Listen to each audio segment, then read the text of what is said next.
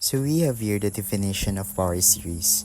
If x is a variable, then an infinite series of the form the summation from n is equals to 0 to infinite a sub n times x to the power of n is equals to a sub 0 plus a sub 1x plus a sub 2x squared plus a sub 3x cubed plus dot dot dot until the infinite.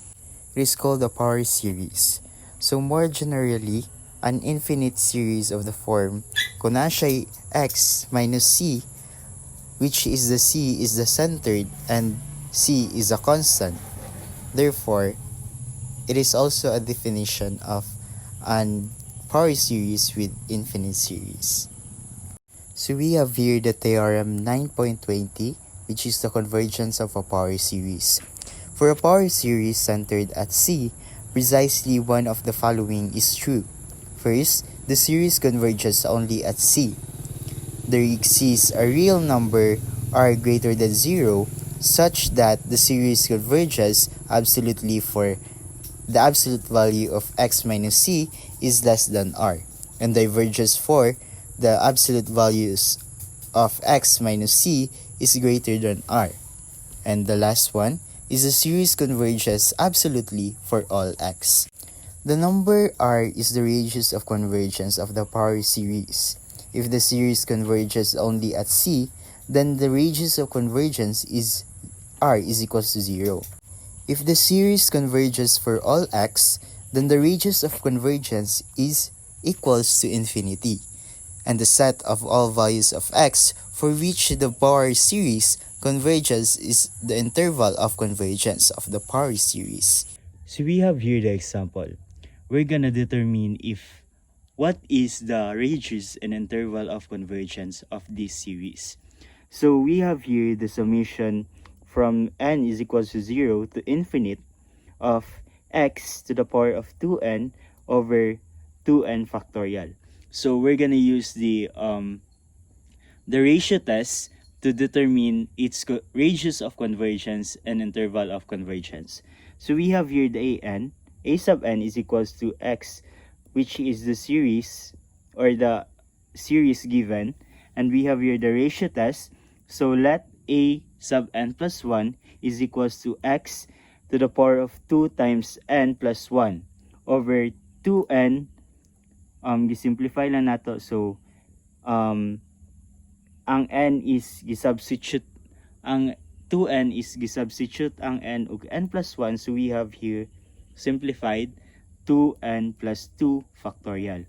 So ang an nato, which is the original series, then igamito na natong ratio, the formula of ratio test. So we have here limit a sub n, the absolute value of a sub n plus 1 over a sub n as n approaches to infinite.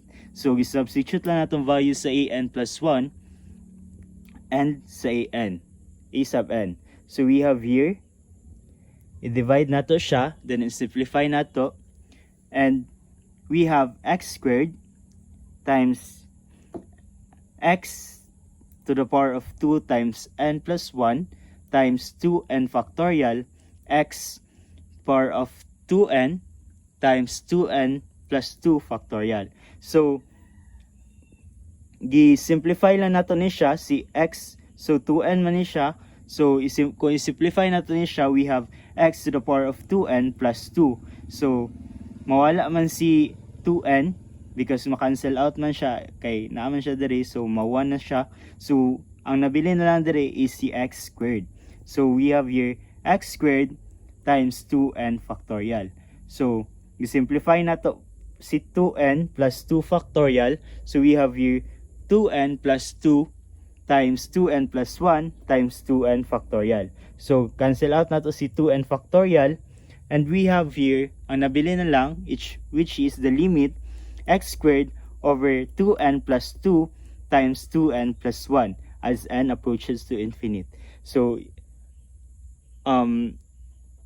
igawas na to si x squared, so may man siyang 1 over 2n plus 2 times 2n plus 1. Gawas na to si x squared, she's here, mahimo na siyang constant. So we have your limit of 1 over 2n plus 2 times 2n plus 1.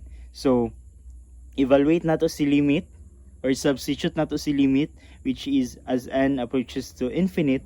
So substitute nato si infinite sa value sa n.